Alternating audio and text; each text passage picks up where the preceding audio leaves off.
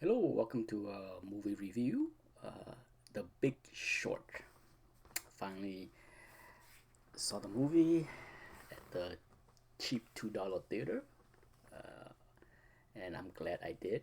It's a good movie, um, but a big part of me wanted more. It to me, The Big Short would have been better suited to do a TV miniseries, whether it's Netflix or HBO. But it's so much to there are so much of what happened that was not able to squeeze in a 2 hour or so of that movie. So even though I like the movie, I wish there was more because there was just so much more that could have been told in the movie. It's a solid movie. I like it.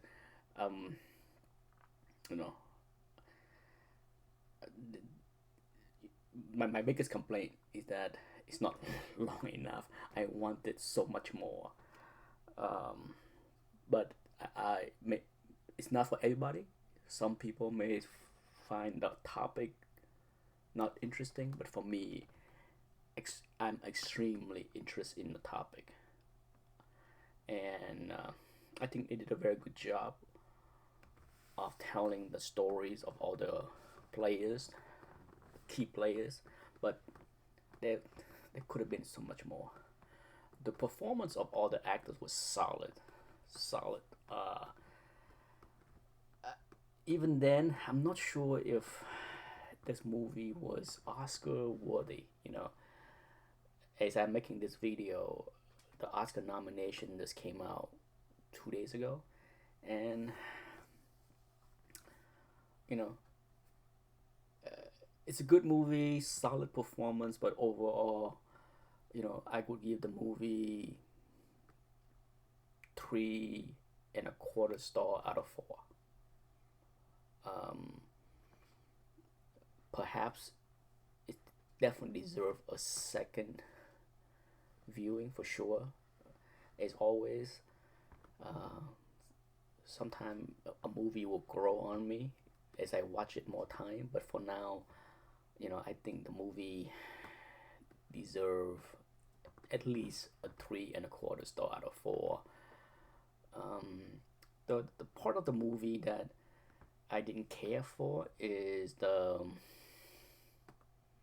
fourth world and the narrative. I don't think that was necessary. It took me out of the movie every time the actor turned to the camera and talked to the camera.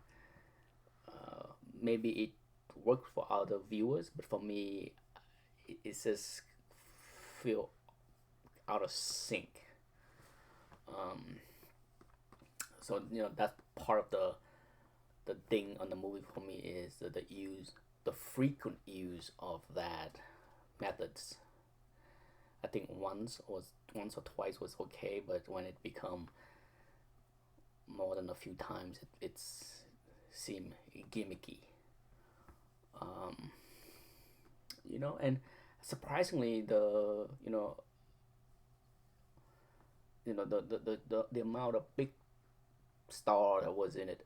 Ryan Gosling was fantastic. Uh, like I said, it's just if I had to pick one favorite, Christian Bale character was okay. He's quirky, but that's how the real person was. So it's okay. But I thought the one that was most entertaining on the big screen was the Ryan Gosling character. So I'm not gonna give any um, spoiler to this movie. Will be a spoiler free review because I think there's not much that need to be spoiled. So for those that are interested in learning a little bit about the fallout of the housing market and the crashing of the global economy, almost bring the at least the US economy into a near depression, it's a good start. Okay, there's so much more for those that are interested in this financial history to read more about what happened.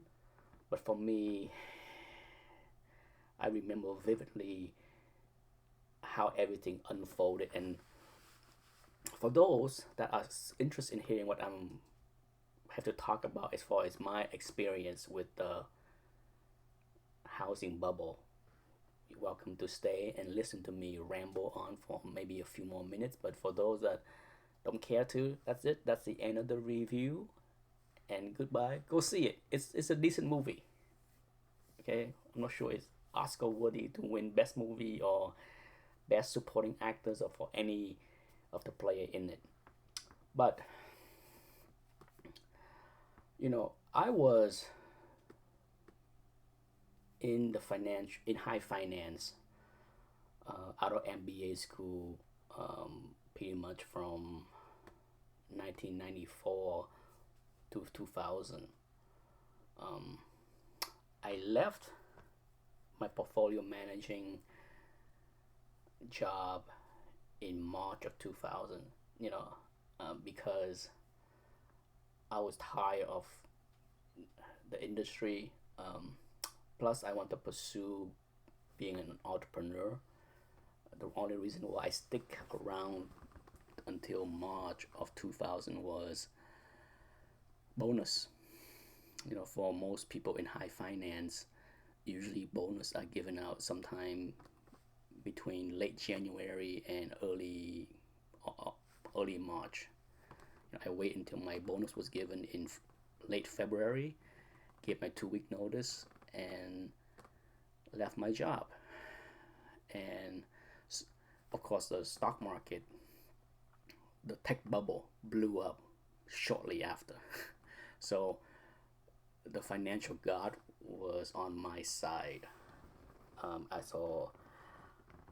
I witnessed that mess from the outside, but at the same time, um,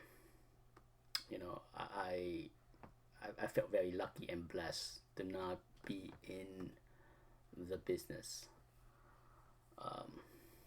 But as as time passed, in late 2004, as I met my future wife and decided to move to Florida, um, you know, I decided to sell at the time I was living in Boston. I bought a condo in 2002, and in 2004 when I met my wife, in Florida, I decided that it's time for me to move to Florida, and I was very reluctant to buy a house in Florida in 2005 because by that point I felt the real estate market has already seemed out of sync with reality. You know, I already saw a lot of people that shouldn't be buying big mansions. I saw a lot of people making quick buck on flipping. There's a lot of odd things that I saw already by 2005 that gave me a cause for alarm, much like what I saw in the stock market in 1999 when everybody was buying internet stocks and making money hand over fist. It was so easy. And my lesson, the things I learned from watching in 1999 and 2000 is when it is so easy for everybody to make money, something is wrong. That's the canary in the coal mine for me. So the good thing is because I bought my condo in Boston in 2002, selling it in 2005 to move to Florida net me a decent profit. But I bought the cheapest house possible. I didn't want to rent by this point of my life. I don't want to be a renter, but at the same time, I didn't want to buy anything big or fancy because if I was right and the housing market is in a bubble, much like the internet stock was in a bubble in 1999. I don't want to buy a house and see it crash. So I bought the cheapest, junkiest house I can. Trust me, it was pretty bad. My future mother-in-law was horrified to see that her daughter is gonna marry me and live in that piece of crap. But I told her, hey, I have my own reasoning, and in the long run, I think that is a wise move. You know, the wisest move would be to just rent and not buy a house at all. But I felt okay, I can roll the profit from selling my condo in Boston and buy a crappy house and do okay. And you know, even then, by 2005, I kept a very close eyes. Florida at the time was pretty much the canary in the coal mine as far as the real estate bubble. You know, for those that are historian, trust me, Sarasota, Fort Myers, Naples of Florida are the heart of the real estate bubble as far as nationwide. It was insane. I live in a small street with 10 houses, and in 2005, four of the 10 houses was for sales. And I can see people buying and flipping and do crazy things on my little street, on just my little street. And I don't have to go far. I just have to drive to the end of the street, turn the corner, and on the bigger street, there are five more houses for sales at the time. It was insane. Literally within a 10-minute walk from my house, there's a dozen homes for sales in 2005, 2006. I remember I was staying friend with the realtor that helped us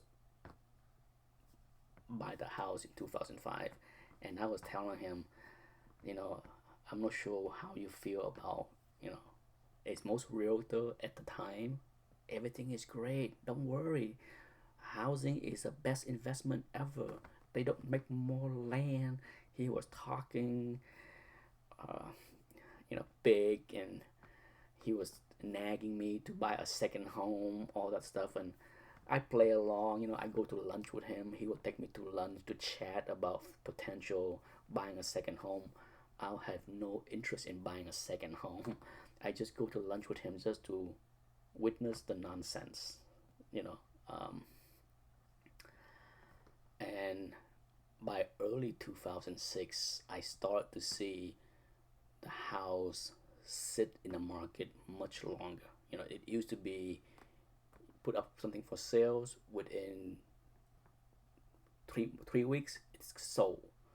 And by 2006, things start to sit for 2 or 3 months. Price started to stagnate. And I remember one of the last lunch I had with my realtor in mid 2006 was I told him that I think the housing market has finally topped out, and he thought I was crazy. I moved to Florida in May of 2005, so this is just about a year later. And shortly after that, I found out that my wife is pregnant with our son. Fantastic news. And as the economy started to unfold, and I watched the financial market very closely, in February of 2007, my wife wanted to have a baby shower because her Anthony is due to arrive around mid-April. Okay, so around right after Valentine's Day, the next weekend we threw a baby shower, but it's one of those baby shower where I was there, and we invited all friend, male and female. It was not only women only kind of baby shower. So I remember at that party, at the baby shower, mid-February of 2007, I was telling everyone basically I make a big announcement where I said, I hope everybody had fun at the party, but at the same time, please be very careful regarding the housing market, regarding your investment portfolio, regarding your 401k, because I think the housing market, as it is rolling over, is gonna cause major impact on the economy. Unlike the tech bubble, the real estate bubble is much bigger with a wider spread of impact from the employment. So many things are tied into housing, from construction job to bank job, you name it. It's a much bigger uh, potential impact if this thing is gonna blow up. And by then, I felt that it's just a matter of when, not if the mortgage market is gonna blow up. I felt this is, and I made a stand that I felt that it's time to start liquidating, start to sell out of the market, and it was a consensus opinion at the party that I'm crazy. I have no idea what I am talking about. The market is fine. They don't make more land. There's nothing more safe than housing. Oh, I heard it all. And I said, well, I think be very careful. And that was it. Um, and needless to say, a year later, things start to really blow up. And then by the end of 2008, we all know what happened. And the sad thing is, a lot of people got hurt. A lot of people at that party got hurt.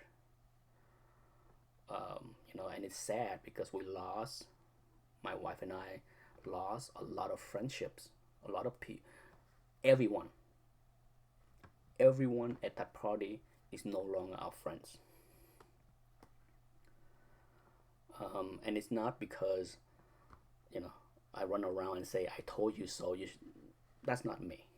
Okay. I'm not the kind I want to rub people face into their own mistakes.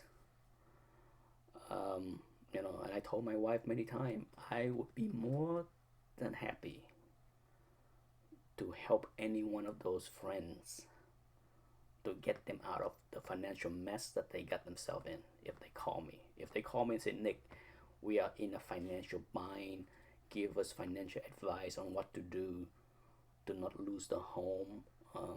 I would be happy to do the best I can to advise them. But once that whole thing unfolded, as people lost their home, foreclosed their home, all kind of mess, we became the enemy.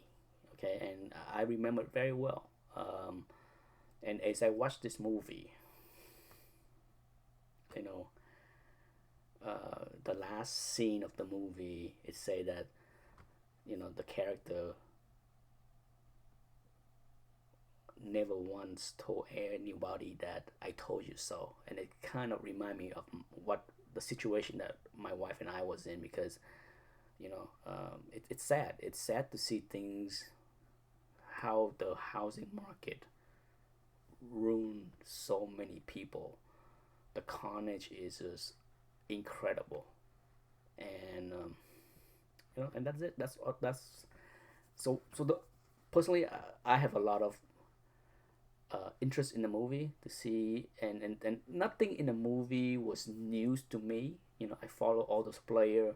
I read about them in the books, in the financial press, so I didn't really, you know, learn anything new beside their personality. So that's the best part of the movie for me, is get to see the personality of these players display, portrayed by the actors. Whether that is a close proximity of what they are in real life, who knows, right? Who knows? It's Hollywood, it's entertainment, but um, But that's it. That's my thoughts on the movie. I think for those that found the carnage of the real estate bubble interesting and a good history to learn, to understand, watch The Big Short. Otherwise, it's not a movie for everybody. I'm pretty sure my wife would find the movie boring. She's not interested in those kind of this kind of movie. Okay, watching movie like Wall Street is not her kind of thing. She have zero interest in the stock market. But that's it. Thanks for watching.